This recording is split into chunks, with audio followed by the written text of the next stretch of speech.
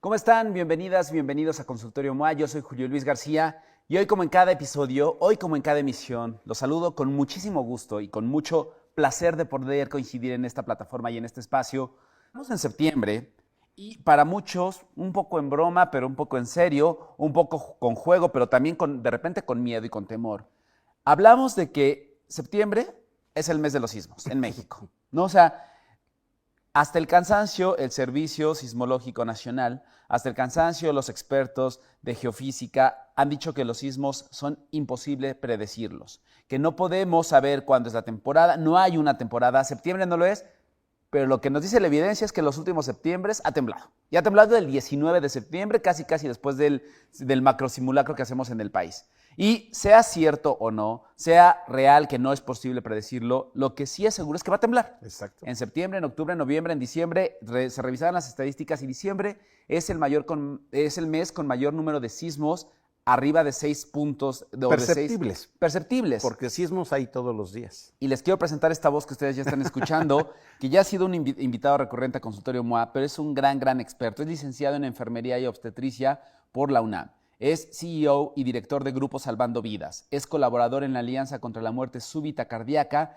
iniciativa de la Sociedad Interamericana de Cardiología. Está ahí con nosotros un gran amigo de Consultorio MOA, Felipe Hernández. Gracias. Hola, un gusto estar Siempre contigo. Un placer saludarte igualmente, y hablar contigo. Y poder platicar de temas que hay que romper el teléfono descompuesto. Fíjate que cuando empezaba con Marta en radio, me decían, ¿cómo podemos dar un curso de primeros auxilios? ¿Cómo podemos orientar a las personas en caso de sismos o de un incendio? Cuando esos temas normalmente en aquel entonces... Ya tienes varias décadas. Algunas que eso no sé si sea bueno o malo decirlo. Pero Muy sí, bueno, tienes buena experiencia. El concepto era cursos presenciales. Pero si yo te preguntara, Julio, a ver, si alguien se quema, ¿qué has escuchado que se le ponga a alguien que sufre una quemadura? Me imagino que has escuchado algunos remedios. Pasta de dientes, agua, sábila, bien, mantequilla, clara de huevo, crema. Exacto. Bueno, ¿y por qué sabes eso? Porque alguna vez lo escuchaste, pero fue una información incorrecta. Y entonces, pues, la idea era modificar ese teléfono descompuesto, hablar de un teléfono compuesto. Y entonces todos estos medios de comunicación nos ayudan a orientar, a dar información que sí sea verdadera, que tenga el sustento científico para ir cambiando. Yo creo que lo más importante de todo es el conocimiento. Hagas lo que hagas, el conocimiento. Porque con el conocimiento ya no podrías decir después, no lo sabía. Claro. Pero no solamente es el conocimiento, también es importante que te involucres, porque la indiferencia también es peligrosa. Y de nada sirve saber algo si no lo llevas a la práctica, si no lo compartes. Y entonces, a través de los programas con Marta, pues hemos visto que el dar esta información, hemos tenido evidencias de personas que han salvado la vida a su hijo porque se le atragantó. Un atragantamiento es igual de riesgo que un sismo. Correcto. Y te aseguro que mueren más personas por atragantamiento que por sismos. Los incendios, mueren más personas en incendios que en sismos. Y entonces hay que sacarnos de la cabeza ese temor. ¿Por qué nos da miedo hablar de sismos? Porque todos lo sentimos. Si en este momento alguien se atraganta o sufre un paro cardíaco... Solo lo siente quien le pasa. O los que están alrededor. Pero un sismo de alta intensidad lo percibimos miles de personas. Pero yo quisiera hacer la analogía con la industria de la aviación. ¿Por qué? Porque cuando viajamos en un avión, no te das cuenta que estás volando a 35,000 pies de altura.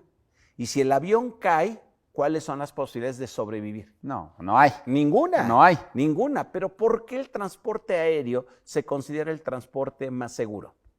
Porque estadísticamente el número de accidentes y muertes... ¿Pero por qué? O sea, es muy cierto. Las estadísticas dicen que es menos, pero la pregunta es ¿por qué?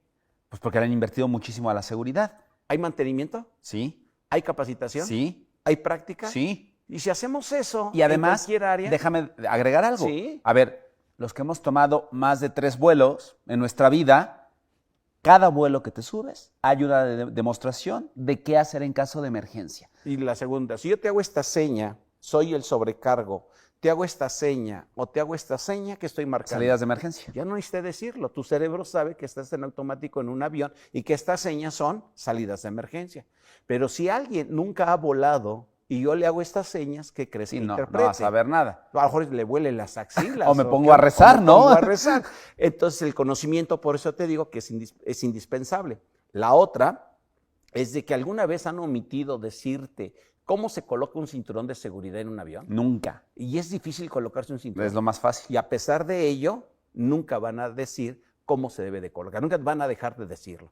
Entonces, si eso lo aplicamos en los sismos. De decirlo y de entendemos, revisar, te pasan los sobrecargos siempre a ver que todo el mundo traiga el cinturón puesto. porque son procedimientos generales. Es decir, lo que estoy entendiendo, y corrígeme si no, es que la aviación se percibe tan segura porque todo el tiempo, de manera permanente, se están haciendo ensayos y ejercicios y están reforzando los protocolos de seguridad. Y hay mantenimiento.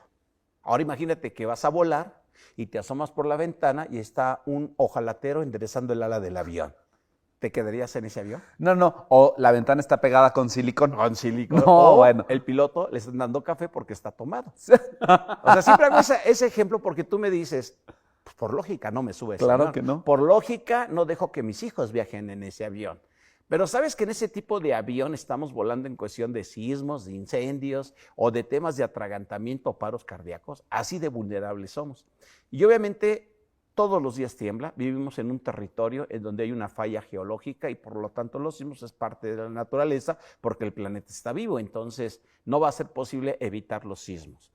Si te vas a un lugar donde no tiembla, pues que vienen inundaciones o en la playa, huracanes, tsunamis. O sea, siempre va a haber un riesgo porque el planeta está vivo. Lo que tenemos que aprender es aprender a vivir con esa vulnerabilidad, pero que sea con un riesgo bajo.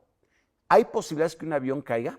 Sí. Claro, va a haber siempre una posibilidad, pero no es lo mismo a que haya un 80% de posibilidades. Las personas luego dicen, no, pues es que no hay accidentes porque no hay tanto tráfico aéreo. No, si pudieras ver el tráfico aéreo, te daría miedo volar. Sí. Pero la industria de la aviación Sí, es periférico. ha sido un área segura, desafortunadamente, por todas las situaciones que se han dado, ¿no? Los eventos de un percance aéreo se analiza, se ve qué fue lo que pasó, cuál fue la omisión, porque muchas veces son omisiones. Hay 3 factores que nos podrían llevar a un desastre, lo que es el factor mecánico, el factor humano y el factor ambiental. ¿Sí? Y la mayoría de las veces de un percance aéreo es una falla humana por omisión de algo.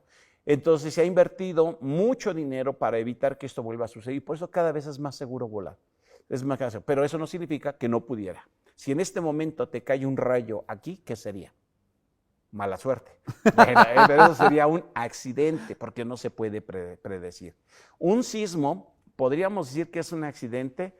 Pues no, porque sabemos que puede pasar. Entonces debemos de estar preparados. Y vamos a romper algunos mitos sobre los sismos. ¿Qué te parece? Me encanta la idea porque, a ver, decía al principio, sea o no sea, no sabemos, no sé cuándo van a estar escuchando este episodio, pero no sabemos si lo escucharon antes o después del 19 de septiembre, o ya lo escucharon en octubre, noviembre, diciembre, en el mes que sea que lo hayan podido escuchar o ver. Va a temblar. Es un tema vigente. En algún momento va a temblar. Pero ya en broma asumimos que en septiembre tiembla, concediendo que en septiembre pudiera temblar. Y si no va a ser en septiembre, va a ser en octubre, va a ser en noviembre, va a ser en diciembre y en cualquier mes, en cualquier momento. ¿Qué debemos hacer ante un sismo? Bueno, primero es importante todo eso que te digo, analizar. Vivimos en un área sísmica y hay que analizar el proceso, lo que llamamos un debriefing de cuando sucede algo, ¿no? Cuando hacemos un análisis de algo. En el 85. En el 85, a nosotros, nuestros papás ya nos hablaban de un sismo previo que fue en el 57. Pues sí, nos hablaban. Cuando se cayó que no supo volar y se cayó, no, porque no era ángel al final. Dice, bueno, se cayó. Entonces, nosotros lo escuchábamos, pero no lo habíamos vivido, ¿de acuerdo? En el 85 vivimos ese sismo terrible y eso fue un desastre. ¿Por qué fue un desastre? Porque la magnitud rebasó la capacidad de respuesta de los servicios de emergencia. Entonces, a eso se le llama un desastre, cuando no tienes la capacidad de resolverlo. Pero si analizamos, los edificios que cayeron en el 85 fueron edificios que no tenían mantenimiento, eran edificios viejos, los que principalmente se cayeron, ¿sí? Esa fue la causa del por qué cayeron tantos inmuebles. Se trata de se modifican las leyes de construcción. En el 2017, posiblemente Tú no estabas en el 85, ¿sí? Ya me tocó. Ya te tocó. Era muy bebé, pero Pues ya me entonces tocó. eres tragaños. Pero posiblemente nuestros hijos escuchaban lo que nosotros decíamos del 85, pero no lo habían vivido. Y en el 2017 se dieron cuenta que tiembla, ¿sí? ¿Qué inmuebles se cayeron? Fueron menos que en el 85.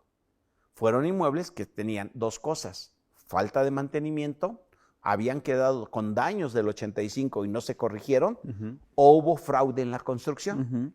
La torre latinoamericana, ¿qué sismos ha soportado? Las del 57, Las del 85, 2017. ¿Y qué le ha pasado? Nada. Nada. ¿Por qué razón? Porque está bien construida. Entonces, si yo estoy en un lugar que está bien construido, las posibilidades de que se caigan son menores. No significa que no se pueda caer, pero si se cae una estructura sólida, es que el sismo es de alta intensidad.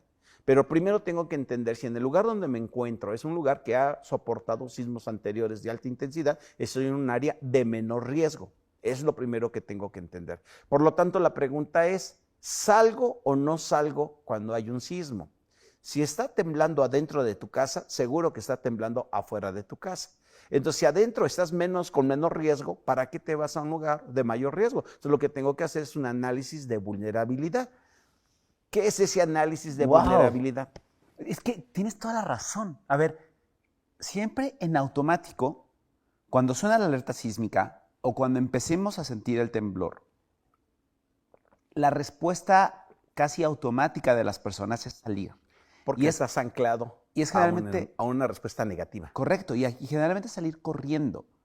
Y tienes toda la razón. A ver, si sales de donde estás, si sales rápido y fácil, y afuera hay un campo de fútbol gigante, pues es buena idea salir. ¿Y cuántos de ustedes tienen un campo de fútbol frente a su casa? Pero si sales y tienes edificios más altos y viejos que el tuyo, árboles, postes, cables, bardas, o lo que sucedió en el 2017 en un colegio en Puebla, en donde el colegio es nuevo, bien construido, pero ante el pánico siempre aplicamos algo que se llaman las 3C, que es correr, combatir y colapsar. ¿Sí? Esa es la respuesta orgánica, ¿no? Sí, porque no tenemos un entrenamiento. ¿Sí? Ante el pánico, cualquier ser vivo lo primero que hace es correr.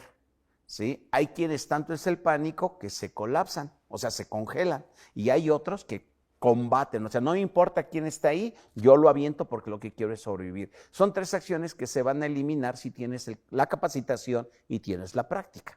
Eso es lo que se va a lograr. Entonces, en esta escuela, cuando está el sismo, la maestra, su lógica fue sacar a todos durante el sismo. ¿Sí? Salen los niños, dentro de esa escuela había una capilla, un campanario viejo. El campanario se cae y le cae a una maestra y a un niño, ¿sí? Si los niños hubieran estado adentro, a la escuela no le pasó nada.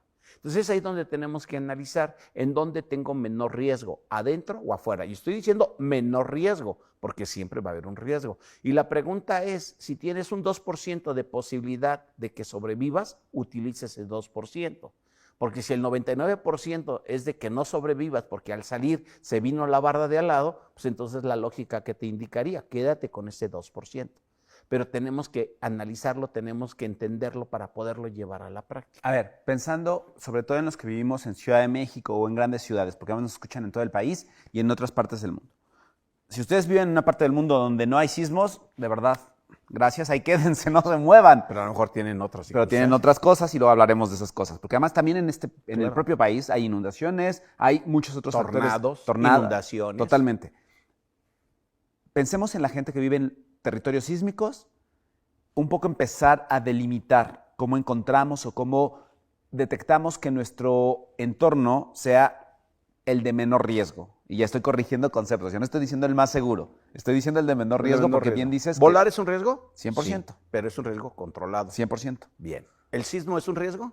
Sí. Tenemos que hacer que nuestra respuesta sea controlada. Nuestra respuesta, no el sismo, porque no lo podemos controlar. No lo puedes ¿Cómo controlar. podemos identificar que nuestro espacio, donde estamos, nuestra oficina, nuestro trabajo, pueda ser un escenario de menor riesgo? Bueno, en primera tenemos que hacer el análisis dependiendo de cada lugar. No lo podemos generalizar porque hay ciertas vulnerabilidades en cada área. Vámonos a las oficinas de MK.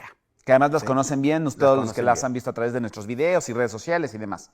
Esas instalaciones tienen más de 30 años. Sí. Han sufrido sismos y no Sí. han tenido ningún daño. Es un cuadrado, la estructura es un cuadrado.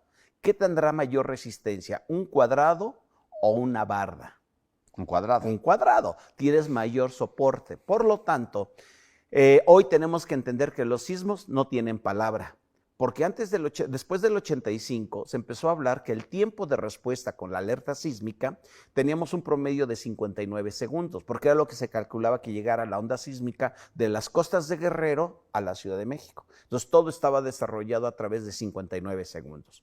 Pero en el 2017 aprendimos que los sismos no pueden solamente ser de ahí, pueden darse en cualquier lugar y el epicentro fue más cercano. Y por esa razón, cuando sonó la alerta en el 2017, ya estaba el sismo. Entonces yo ahora sé que no tengo el tiempo suficiente si escucho la alerta sísmica porque no sé de dónde viene.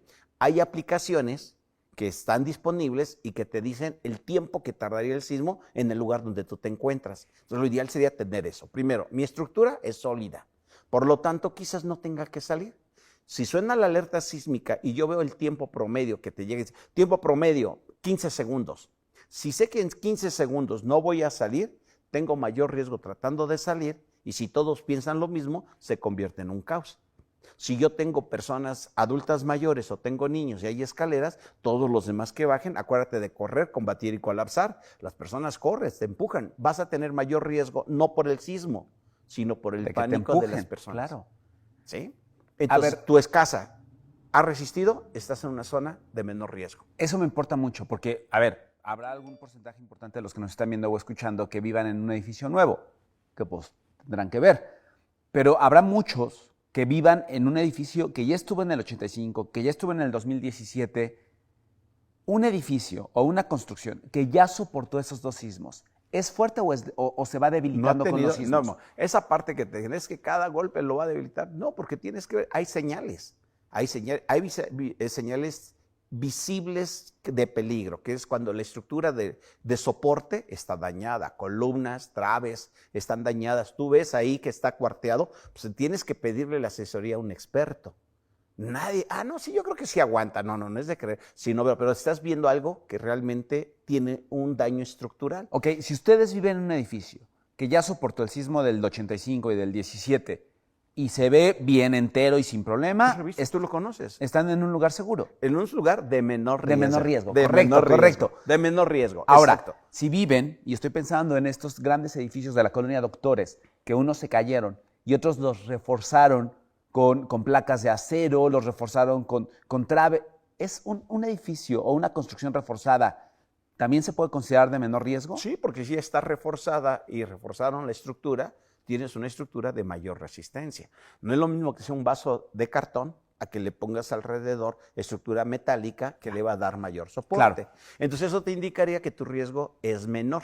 Es menor. Es menor, ¿de acuerdo? Porque si tú dices, vivo en un 8º piso, traigo niños pequeños, suena la alerta sísmica, tengo 59 segundos.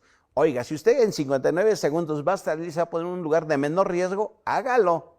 Pero si en esos 59 segundos va a quedar en un lugar de mayor riesgo, considere si es lógico que arriesgue más cuando en un momento dado tiene un menor riesgo donde se encuentra. En este escenario que dices, porque creo que es de las cosas más comunes que preguntamos, es, si yo vivo arriba del piso 2, me subo al 15. ¿me conviene salir? ¿No me conviene salir? ¿Hay alguna regla ahí o no? No como tal, mira, es que si tú me dices, yo vivo en un edificio que tiene dañada la estructura, en que cada vez que alguien brinca se mueve todo el edificio, pues estás en un lugar que en primera, si se cae, no vas a tener tiempo suficiente.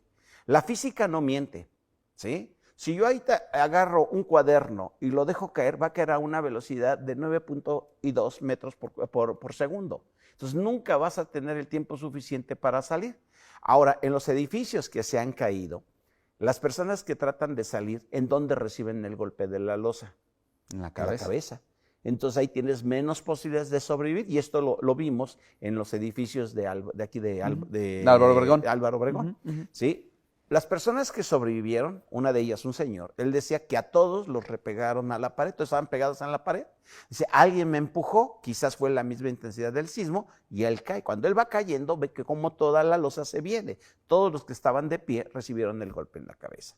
Es obvio que estos muebles no van a soportar el peso de una losa, pero estamos hablando de un solo mueble. Hablamos de algo que se llama compactación máxima y pueden hacer este ejercicio. Una hoja de papel, no importa el tamaño que sea, agarren una hoja de papel y la vas a doblar a la mitad. Llevas un doblez, luego segundo doblez, máximo vas a tener de 6 a 7 doblez y después ya no se puede doblar porque llega a su punto máximo de compactación. Si tú pisas un bote vacío de aluminio, de refresco, se va a aplastar, pero queda un espacio. Y ese espacio es lo que buscaríamos en el peor de los escenarios. Si en este momento aquí sintiéramos el sismo de alta intensidad, aquí el problema no es la estructura del teatro. El problema son todo lo que tenemos aquí, que son lámparas, que son estructuras que en algún momento dado no tengo la certeza que tan bien puestas deben de estar, ¿no? Entonces, si tronara o yo veo que truena, lo que yo haría sería tirarme al piso. Tirarme al piso considerando que si cae alguna de esas estructuras, las cosas que tenemos aquí físicamente podrían darme ese espacio vital. ¿Sí? Ahora, creo que acabas de tocar otro punto que me parece súper importante porque hemos tenido información cruzada que puede ser un tanto confusa. En algún momento se difundió mucho que lo mejor era ponerte debajo de un mueble, una mesa dura, una mesa muy pesada, para que en caso de que se desprendiera la losa, la mesa te protegiera. Pero luego vimos que pues, uno no tiene mucha forma de saber si mi mesa es lo suficientemente La mayor parte fuerte. de muebles que tenemos es no madera van a ser, compactada. No va a ser. No es roble. Entonces, la estructura de soportar algo pesado, quizás, no sé, si a veces tú te recargas en un mueble y se hunde, entonces lo recomendable, y por eso es buscar el triángulo de vida. Bueno, le ¿Existe llamaban o no existe? triángulo de vida. Lo que hoy se le conoce es como espacio vital, ¿sí? Un espacio vital. Entonces, si yo me meto abajo de una mesa que sé que su estructura no es resistente, pues es como el coyote cuando le caía la piedra del correcaminos y saca el paraguas, ¿no? O sea, no te va a proteger de nada. Pero si te colocas al lado de esos inmuebles, si te pones a nivel de piso, o sea, te tiras literalmente, va a quedar posiblemente un espacio vital, ¿sí?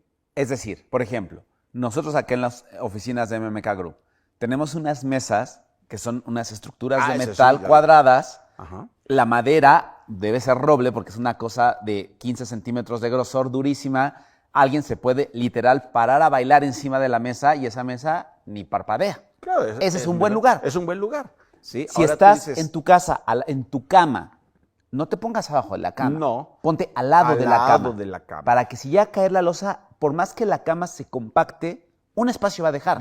Y por lo regular es, porque, mira, tengo un compañero, se llama Carlos Cienfuegos. Él ha estado mucho en lugares, en varias partes del mundo, en este tipo de desastres.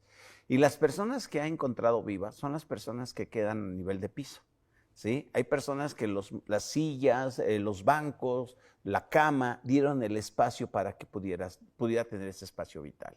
Entonces, esto me hace ver que esos espacios que podrían quedar van a depender del lugar donde te encuentres y con lo que tengas. Pero una posibilidad es tirarte al piso. Y eso es lo que hay que observar. Entonces, y aquí hago una advertencia para todos los que somos sensibles ante el sonido de la alerta sísmica, pero revisemos los lugares donde estamos la mayor parte del tiempo. Nuestra casa, nuestro trabajo, el coche o el transporte público que utilicemos. En cuanto escuchemos el tenemos que, la primera reacción que tenemos que tener es identificar ¿cuál es este lugar que nos podría dar este espacio? Bien. Aquí, ¿cómo se hace? Aquí primero tenemos que cambiar el concepto de la alerta sísmica de muerte a una posibilidad de vida. Eso que dices, yo escucho la alerta y en automático entro en pánico porque estás anclado a un reflejo negativo. Tu reflejo negativo es recordar ese sonido y asociarlo con todo lo que vimos. Y lo que no te das cuenta, que ese sonido, si sabes cómo actuar, salva vida. Te salva la vida. Si yo ahorita agarro mi teléfono y te digo, Julio, ahí te va, ¿qué espero que hagas si te digo ahí te va? Lo cache. No, primero que te pongas alerta, claro. ¿De acuerdo? Y cuando te lo aviento, si tienes buenos reflejos, lo sujetas o te quitas. O esquivas. Pero si tú no haces caso al aviso y no has practicado y no tienes buenos reflejos, me va a dar en la cara. A ti te va a doler el golpe, a mí mi teléfono. Entonces hay dos cosas de pérdidas. La más importante son las vidas, pero también lo material. Es importante entender que para muchas personas, pues si yo ahorré para tener un carro y se me destrozó, pues es una pérdida, ¿no? Pero nada va a ser más importante que la vida. Entonces aquí el hecho de que tú te involucres y digas, suena la alerta, empezar a trabajar. Ahí te va la alerta sísmica, cierra los ojos, cierra los ojos. Si no van manejando, todos los que nos están Ahí escuchando, está. cierren los ojos. Cierran los ojos. Y ahora ahí te va. Se compra fierro usado. Te ríes, porque de antemano no lo tienes anclado a una situación negativa. Ahí te va la alerta sísmica. Se venden tamales oaxaqueños. ¿Y cuántas veces lo escuchas en la calle y no respondes igual? Pero si en este momento pongo la alerta sísmica, la mayoría va a estar como ese oso que vemos en las caricaturas, corriendo porque tu respuesta ante el estímulo es correr, combatir y colapsar. Hay quienes se quedan congelados. Entonces, primero hay que trabajar en ello, que es alerta sísmica. Mi hijo estuvo hace algunos años en Japón y dice, hubo un sismo, pero te das cuenta la gran diferencia. Las personas de Japón estaban más preocupadas por los turistas que por el sismo. En Japón no salen, simplemente se colocan en un lugar, ven que no hay algo que les pueda caer y ahí permanecen, ¿sí? Entonces han aprendido a vivir con los sismos y en México aún no. Aún sabemos que están ahí, pero aún nos controla el pánico. Y la única manera de evitar el pánico es estar preparado. Regresemos al avión. Va el piloto y empiezan a sonar las alertas, las alarmas del avión. Mi pregunta sería, ¿el piloto se pondrá nervioso? Seguro sí. Seguro sí, porque es un ser humano. Sí, no va a ser inmune a... Pero ¿qué es lo que hace? ¿Qué es lo que hace que mantenga el control? Su entrenamiento. La práctica. Es la práctica. Entonces, tenemos que practicar eso y no una sola vez. A ver, hagan este ejercicio. Estira tu dedo pulgar hacia arriba. Ahora señálalo con el dedo índice de la otra mano. Cuando te diga cambio, cambian de dedo. ¿Cambio? ¿Cambio? ¿Cambio? Ya. ¿Cambio? ¿Por qué no lo dominas? Y son tus dedos. Porque no tienes la práctica. Entonces, el que tú escuches esta información no va a significar que ya sepas o que vas a hacer. Tienes que empezar a trabajar. Hay que practicarlo. Hay que practicarlo. Hay que vivirlo. Ahora, ¿en casa tienes detectores de humo? Ya sé, no, Felipe. ¿Y por qué no tienes un detector de humo, Julio? Si lo hemos platicado. 700 veces. ¿Y por qué no a punto de comprarlo? Porque es cultura. Es cultura y es una cultura que no se adquiere de la noche a la ¿Quién mañana. debe tener detectores de humo? ¿En casa tienes madera? Sí. ¿Tienes papel? Sí. ¿Tienes tela? Sí. Debes de tener un detector de humo. Dime quién en casa no tiene esto. La madera, el papel y la todos tela. debemos tener en la casa Pues sí, porque la madera, el papel y la tela, cuando se llegan a incendiar, producen un gas llamado monóxido de carbono. Y el monóxido de carbono se adhiere 200 veces más rápido a la sangre que el oxígeno. Por eso te desmayas en segundos. Con 2 o 3 bocanadas quedas inconsciente. El 80% de las víctimas letales en un incendio nunca ven el fuego. Es por el humo. Entonces, ¿a qué le daría prioridad? ¿A los sismos o a los incendios?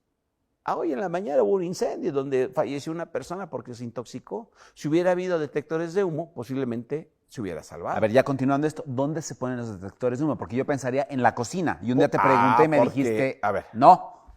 La lógica y el sentido común sin conocimientos no funciona. Porque la lógica de todo sería colocarlo en la cocina. Pero eso obviamente ahí nunca se coloca un detector de humo porque cuando guises algo va a estar suene y suene. ¿Dónde se deben de colocar? En la sala. ¿Y por qué en la sala? Porque si analizamos donde tenemos contactos saturados de equipos. Y entonces la mayor parte de los incendios pueden ser producidos por cortocircuitos. Entonces, en la sala, tu casa es de 2 niveles en el cubo de la escalera. Porque el cubo de la escalera funciona como una chimenea. Y entonces ese cubo, ¿sí? Al irse el humo por allá y tener un detector, te avisa, ¿sí? Y si tienes la posibilidad, yo lo pongo en cada habitación. Porque mi hijo llega, deja conectado el celular, se le olvidó, se calentó, es un teléfono que ya está mal, y entonces puede provocar un incendio. Ahora, ¿cuánto cuesta un detector de humo? Bueno, lo primero que hay que entender que un detector de humo es más barato que la vida de nuestra familia. Eso es lo primero que tengo que anticipar, porque cualquier costo que tú escuches va a ser caro si no te das cuenta de lo importante que es.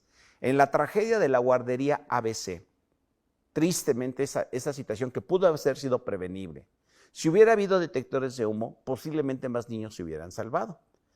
Un detector de humo te cuesta en promedio de 200 a 250 pesos. Es lo que cuesta. Ahora, cuando escuchan el costo, mucha gente se asombra, porque no tanto el costo, sino te das cuenta de lo vulnerable que somos en casa y no te enfocas a tener un área de menor riesgo. Si esto hubieran llegado a saber los papás de la guardería ABC, hubieran obligado a tener detectores de humo, hubieran obligado a tener un plan de procedimientos para incendios, porque en un sismo no siempre hay que salir, pero en un incendio sí. Y si tu puerta principal de tu casa está bloqueada porque está el incendio, ¿cuál sería tu segunda opción? Tienes que pensar cuál sería tu escape ante esas circunstancias. Entonces, Vivo en un quinto piso, Felipe, no tengo. Bueno, entonces, ¿qué tendrías que hacer? ¿De qué manera retener que llegue el humo a donde te encuentras?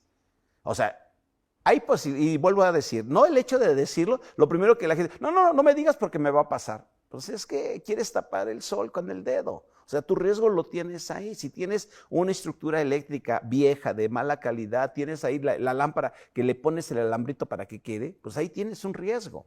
¿Sí? Y a ver, estamos en septiembre, viene Navidad. Sí. Ya has hablado tú cualquier cantidad de veces con Marta en el programa de radio, has hecho videos para Bebemundo de lo que tarda un árbol de Navidad en incendiarse, sobre todo los que son de follaje, que están secos. Sí, la resina. Y la sobrecarga de contactos, y de repente si ahorramos dinero y nos compramos la serie esta china en el mercado de Jamaica, que no traen la etiqueta NOM, Norma Oficial Mexicana, es una serie que quizás no tenga el grosor del plástico adecuado, y si tú llegas y la colocas y la dejas encendida por mucho tiempo, notas que está caliente, ¿sí? Porque no soporta por el grosor la temperatura, puede provocar un cortocircuito. Entonces, cuando yo voy a colocar mis series, toco las series. ¿Están frías?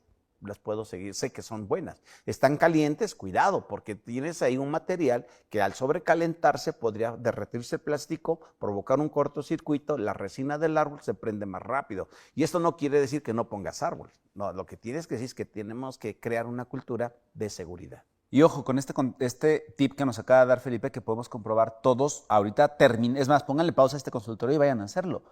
Chequen la temperatura de los contactos, de los multicontactos de su casa. Sí, el de atrás de la tele, donde tienen todos los cargadores del celular, donde cargan el celular, pero la rasuradora, pero el no sé qué, los de la cocina, donde tienen el microondas. O sea, revisen sus instalaciones eléctricas. Si yo percibo que están calientes, hay que cambiarlo. Llama a un experto, llama al electricista y dile, oye, sabes que a lo mejor el tipo de material no es adecuado para la cantidad de equipos que yo estoy teniendo y por esa razón puedes prevenirlo. Pero si no lo haces porque piensas que es un gasto, el día que se derrite, el día que se provoca el incendio, el día que pierdes tu casa, y lo podemos ver con la explosión que hubo aquí en Coyoacán, de los departamentos, de gas, que fue una secadora de gas, olía a gas, dicen vecinos, es que ya tenía días que olía a gas. Oye, si huele a gas, pues busca de dónde viene, porque no es gas humano, era gas butano. Entonces el gas butano, en un momento dado, pues, al acumularse su riesgo, aparte de la intoxicación, es la explosión, y lo que pasó aquí fue la explosión. Si no tienes un detector de humo, creo que mucho menos vas a tener un detector de gas. Y un detector de gas. Ese es otro. Ese es otro. Y ese sí se pone en la cocina. En la cocina o en el boiler. Que el boiler nunca tiene que estar dentro de tu casa. ¿Sí? Si el boiler está dentro en el baño, que es como antes se colocaban, pues es un alto riesgo de que si se apaga la flama, te intoxiques. Posiblemente recordarás esta tragedia del hijo de Hugo Sánchez. ¿En dónde vivía su hijo? En Polanco. ¿Sí? Tenían el boiler dentro del baño. Se apaga el piloto y muere intoxicado por gas butano. Y yo creo que ahí no era cuestión económica, porque ahí lo que yo hubiera hecho era poner el boiler fuera del baño, hacer lo que se requiriera para que ese boiler no estuviera dentro. Por ejemplo, todos los que vivimos en departamento y que tenemos pues, espacios reducidos y generalmente un cuarto de lavado, que es donde normalmente está el boiler, si ese cuarto de lavado que normalmente está al lado de la cocina tiene una puerta, cierren la puerta. Cierren la puerta, que esté ventilado, porque dices, lo cierro, pero el lugar está mal ventilado, se acumula el gas. Y acuérdate que el riesgo es la explosión. La explosión. Y en los sismos, la segunda complicación son los incendios. O sea, tiembla y hay incendios. Lo más común, si la estructura, el daño movió la tubería, puede ser que se rompan o se desconecten. Por eso es importante después del sismo hacer una revisión. Tenemos el antes, durante y después, que es lo que hemos escuchado. Que justo a eso quiero llegar. Estamos en el antes. Se ha hablado mucho, y lo aprendimos mucho después del sismo de 2017, de la famosa mochila de emergencia. Que en un sentido ideal, uno tendría que tener la lista en su casa Y pues en cuanto empieces a escuchar y eso, tenerla junto a ti, sea que salgas, sea que escojas o busques tu espacio de menor riesgo. ¿Qué debería tener esa maleta, esa Bueno, yo mochila creo de seguridad? que aquí tendremos que parar un poquito y analizar. Dice, una mochila de supervivencia. Estás hablando de un desastre. Un desastre, te dije que era cuando se rebasa la capacidad de respuesta, ¿sí? En el 2017 fue desastre también o fue urgencia mayor. Fue urgencia mayor, ¿no? Porque no rebasó la capacidad. ¿Cuál fue el desastre en el 2017? La respuesta no controlada de las personas que querían ayudar. Porque cuando quieres ayudar sin organización, se convierte en un desastre. Y fue precisamente lo que sucedió. ¿Sí? Todo el mundo quiso ir a lugares donde estaban diciendo que había gente atrapada sin tener la verificación. Y el problema fue el transporte, la circulación. No podían pasar las ambulancias. No hubo, afortunadamente, tantos edificios colapsados porque no fue igual que en el 85. Hay mayor control. Mencionaban que por qué en Tlatelolco en el 85 se cayó el edificio. Bueno, hay estudios que mencionaban que ese edificio había tenido un problema en su tubería del desagüe, en el drenaje. Estaba rota la tubería y mencionaban personas que vienen que las paredes se veían húmedas. Entonces, esa indiferencia... O sea, este edificio en particular tuvo una condición específica... Falta de mantenimiento. Que lo hizo vulnerable ante el sismo. ¿Por qué los demás no cayeron? Claro. ¿Sí? Ahora, hicieron una reestructuración de esos inmuebles y en el 2017 no les pasó nada. Entonces aquí la importancia es el mantenimiento. ¿Sí? Segundo, la capacitación. Y tercero, está el sismo. Mi mochila de supervivencia. Lo primero que yo recomendaría es primero tu seguridad. Porque si tú la mochila... Si te vas a poner en riesgo por ir por la mochila... Ahora te dicen, ¿qué papeles deben de estar ahí? Los papeles importantes. ¿Cuáles? Si ahora todos podemos, afortunadamente, digital. Sí. Ahora, que tú no pierdas tus escrituras de tu casa, no significa que estás perdiendo tu casa, porque existe un registro de la propiedad. Sí, el notario tendrá una copia de tus escrituras. Eso no significa. Ahora, si fue un desastre, pues todo el mundo está en una situación vulnerable. Entonces aquí, más que una mochila de supervivencia, yo diría una mochila de respuesta inmediata para las pequeñas situaciones que se pueden dar. Hoy la comunicación, la ayuda externa de otros países, si el país no puede en un momento dado dar la asistencia, viene la ayuda. Lo que sí debes de saber es tener en dónde tener lo indispensable para las primeras horas. ¿Sí? Obviamente después de un desastre no quieres comer un pavo. Un pavo, ¿no? O sea, lo mínimo para alimentarte, hidratarte. Sí, una botella de agua. Una botella de agua, sí, tener 2, 3 barritas. Exacto, es lo que vas a necesitar mientras llega la ayuda exterior. Si tú me dices que todo el país, pues es que entonces la ayuda no va a llegar. O sea, es toda como aquel, salió un carro, te atropelló, salió otro carro, ¿qué haces? Y, oye, ¿por qué tantos carros? Pues porque me estás atropellando tantas veces, ¿no? Entonces aquí hay que considerar que una magnitud, un desastre de esa magnitud, pues va a rebasar a todos. Entonces, la mayor parte de los eventos que ha habido en México no han llegado a ese punto. ¿Sí? Entonces, no por ir a buscar una mochila pierdas tiempo y no te coloques en un lugar de menor riesgo. Entonces, en esa mochila sí tener un botiquín de primeros auxilios. ¿Qué debe tener el botiquín? Mira, las 3 causas que provocan la muerte por trauma, y me refiero por traumatismos, se le llama hipoxia, que sería el no poder respirar. La hipovolemia, que sería la pérdida de sangre. Y la hipotermia. Entonces son las 3 H's, la triada de la muerte, así se le llama en la atención prehospitalaria. Entonces, una perilla de succión te va a servir porque si tienes a alguien inconsciente y tiene secreciones, se va a ahogar. Entonces lo pongo de lado y la perilla me va a funcionar. ¿De esta de los bebés? De los bebés. Un botiquín se debe de equipar acorde a lo que sepas utilizar. De nada me va a servir un botiquín sumamente equipado si no tengo el conocimiento. Sí, un kit quirúrgico, sí. O el clásico botiquín de trauma.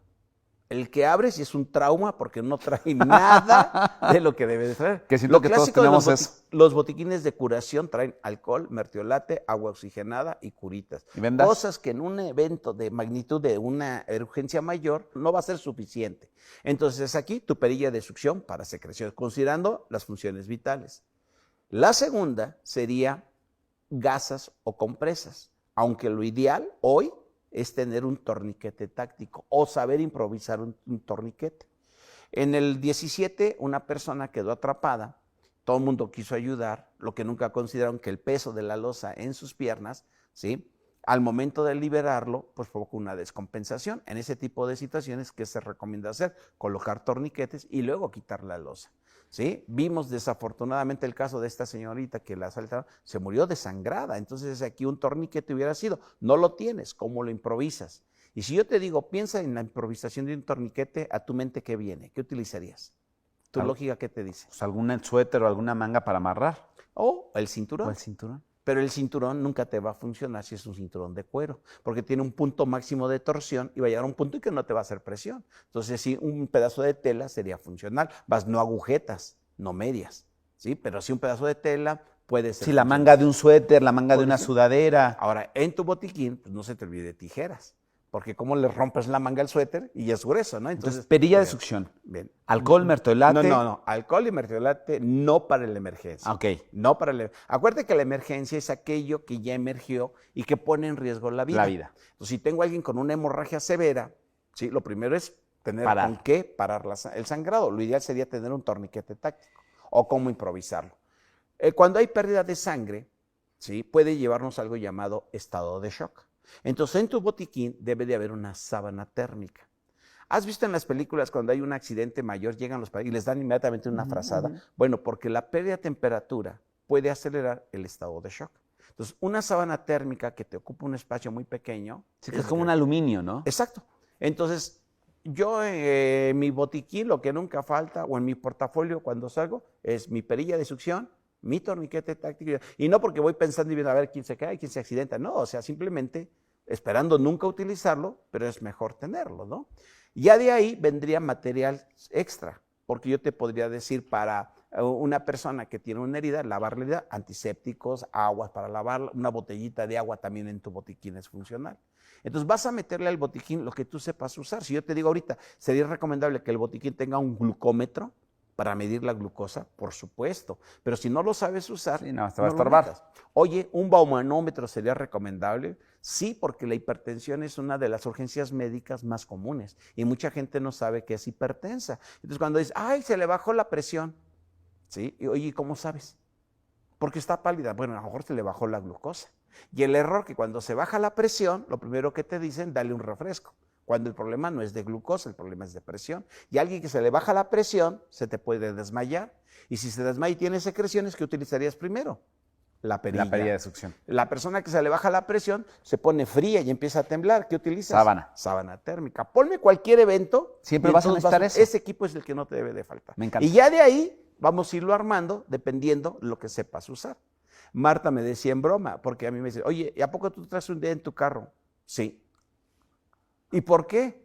Porque si sé la alta vulnerabilidad de esto, sería negligente no tener un DEA en mi casa, en la oficina o en mi carro. ¿Todos deberíamos tener un DEA en nuestra casa? Pues volvemos, si no tienen un detector de humo que te cuesta 250 pesos. Ya, Felipe, no nos regañes. A lo mejor, no es Este fin de regañarte. año todos vamos a comprar detectores de humo para nuestras casas, todos. Qué bueno. Van a agarrar algo de pero, su aguinaldo pero y espérate, todos van a porque comprar. todavía faltan mucho para diciembre. No, ahorita. ¿Por qué no lo compras Antes de que ahora? acabe septiembre. ¿En qué momento se va a incendiar tu casa? Nunca espero, pero Esperemos que nunca, como tampoco esperemos que llegue un sismo de alta intensidad. Pero es mejor estar preparados. Y recuerda del avión, está el ojalatero. Como ya en el celular dice, ya quedo, ya me subo. No, pues entonces vas en un avión que no tiene la seguridad. deberías hacer paquetes de todo lo que deberíamos tener en las casas y venderlos. Bueno, fíjate, en la alianza, el problema que tenemos, nosotros no podemos vender equipo para no entrar en conflictos. Hay empresas que se acercan y nos dicen, tenemos esta idea, tenemos otros. Nosotros los probamos, los vemos y sí, está ese, está otro, pero yo no puedo vender los DEAs, pero sí lo pueden hacer unos compañeros que nos apoyan, que son los de Patcar Suministros de Emergencia. Para no tener ese conflicto de decir, ¿recomiendas esto? Por eso no. O sea, hay ideas buenos, sí, muy buenos. Hay un DEA que ahorita, de hecho nos llamaron, donde hace un tiempo era una marca y ahora es el mismo DEA, pero le cambiaron el color. Cuando en aquel entonces compré un DEA, lo usamos en la práctica y nos dimos cuenta que daba una descarga cuando no debía. Empezamos a indagar bien y es un DEA que no tiene el aval de la FDA ni de la Comunidad Europea. Uy. Y entonces le digo a la empresa, oye, pero tu DEA no tiene el aval. Y fíjate que pasó esto. Y a mí me preocupa que un DEA dé, porque normalmente son aparatos muy seguros. Entonces, hoy les decimos, vas a comprar un DEA, checa que venga el aval de la FDA o de la Comunidad Europea. ¿sí? Hay ideas que los mismos parches te sirven para adultos y para niños. ¿Sí? Hay ideas que son más económicos, pero los consumibles son mucho más caros. Entonces, de nada me sirve que tengas un DEA y los consumibles te salgan muy caros. Entonces, nosotros lo que hacemos, mira, tienes estas ventajas, neutral. Ya que cada quien compre un DEA, pero es tener un DEA en casa, organízate con tus vecinos. Claro. Hay empresas muy grandes que rentan pisos muy caros y ¿cómo es posible que el que se los renta no les coloque un DEA? Deberíamos de exigir que nuestras empresas sea como el extinguidor. tengan DEA, como un extintor. Lo que pasa es que el extintor es obligatorio por norma oficial. Hace 2 años estuvimos en el Senado y se votó para que los DEA sean obligatorios en escuelas, centros comerciales. ¿Sí? Lo único que falta es que se publique en el diario oficial. Pero cuestiones políticas de los partidos lo han detenido. Entonces es increíble que todavía esa norma no se haya publicado. Pero también me llega la inquietud de que digo, ¿tendría que ser por obligación o tendría que ser por convicción? Absolutamente. Porque en todas las empresas hay extintores, pero no en todas las saben casas usar. de los trabajadores tienen extintores. Ahora, ¿de qué me sirve tener extintor si no lo sabes usar? Totalmente. Entonces volvemos a esa circunstancia. Totalmente. Ahora, para cerrar, Dime. después del sismo, ya pasó. Normalmente nos ponemos en esta sensación de alerta cuando escuchamos la alerta sísmica, cuando estamos sintiendo el sismo y en automático nos relajamos o soltamos esa señal de alerta cuando pasa el sismo. Y todavía hay trabajo que hacer después de que sucede. ¿Qué tenemos que hacer después de que Bueno, a mí termine me de preguntan temblar? mucho, ¿qué haces tú en tu casa? En la casa tenemos el Exacto, espacio. cuéntanos cómo es un sismo en casa de Felipe Hernández. Bueno, tenemos ya un punto de reunión. Realmente la casa da hacia la calle, entonces tenemos un punto que hemos visto que es de menor riesgo. Si suena la alerta sísmica, sabemos que nos da tiempo para bajar. Si en ese lapso se siente el sismo, entonces cambiamos al plan B, que sea colócate en un lugar de menor riesgo, pero nunca en las escaleras. ¿Por qué? Porque las escaleras es la parte más débil de una estructura. Entonces, si se llega a caer algo, lo primero que va a caer posiblemente son las escaleras. Entonces, no colocarte en las escaleras. Si estamos en la cama o estamos durmiendo y el sismo, percibes la intensidad, es de alta intensidad, te ruedas y te colocas Al entre lado de la la cama y cama. el buró. Pensando, a mí una vez el último sismo que fue en Álvaro Obregón, que fue baja intensidad, pero fue abajo de Álvaro Obregón, se percibió muy intenso. Ya que pasó, mi hija se estaba levantando porque se había puesto exactamente en la posición. Ya pasó, ya no hay estructuras, no se escucharon ruidos, no se cayeron cosas, está bien. Segundo, cheque nada más que no huela a gas, todo está bien, ver afuera los vecinos si alguien tiene alguna situación, no hay nada, todo el mundo asustado, si ves a muchos en pijamas, que cambien de pijamas para septiembre también. O sea, estrenen pijama en septiembre. Pero no, afortunadamente hasta este momento no se ha requerido de la asistencia, ¿no? Entonces, eso es lo que hacemos. Ya pasó el sismo, checa tu estructura, no ves que hubo daños, sálganse, ¿sí? Dale prioridad a las cosas para poderte cubrir, para poder hidratarte y esperar que llegue la ayuda de profesionales, ¿sí? Ahora, el riesgo potencial después de un sismo, si hay lesionados, ahí la ayuda tiene que ser brindada por las personas que se encuentran alrededor. Tienes a alguien que se rompió la ventana, se cortó y el sangrado es Abundante. arterial, pues inmediatamente un torniquete o hacer presión o algo que llamamos empaquetamiento. En una herida abierta, en extremidades, colocas el calcetín y lo metes, y metes ahí y tapas y presionas. Con eso detienes el sangrado, si fuera un sangrado arterial. Porque ese tipo de emergencias, con un botiquín de trauma que trae curitas y gasitas pequeñas, nunca te va a ser suficiente. Entonces, estar preparado. ¿Dónde te encuentras? ¿Dónde la gente, si ustedes para su edificio, para su oficina, para su escuela, para el lugar donde trabajan, necesitan capacitación, necesitan entrenamiento y necesitan una visión experta, ¿dónde encuentran a Salvando Vidas? Bueno, nos encuentran en nuestra página es www.salvandovidas.com, en el Face es grupo salvandovidas.com, en Twitter es @salvando_vidas, en Instagram es salvando_oficial, salvando vidas oficial. ¿Sí? Hablemos de hemorragias, hablemos de fracturas, hablemos de todo lo que tenemos que seguir hablando para seguir construyendo cultura. Es crear cultura y qué grato es cuando alguien dice, ¿sabes qué? Una vez que nos pasó con Marta en un evento que tuvimos de una señora que llevó a su niño y dice, mi hijo está vivo, porque no sé si lo hice bien, pero funcionó. Entonces, esta oportunidad que tú me das, si alguien empieza a cambiar la mentalidad y que en lugar que la alerta sísmica sea cuestión de pánico, sino que entendamos que es una oportunidad de vida, ya valió la pena. Muchas gracias, querido Felipe. Al contrario, Julio. Gracias por estar acá. Hasta luego. Con esto nos vamos, que tengan una excelente mañana, tarde o noche y nos escuchamos y vemos en el próximo capítulo de Consultorio MOA. Bye.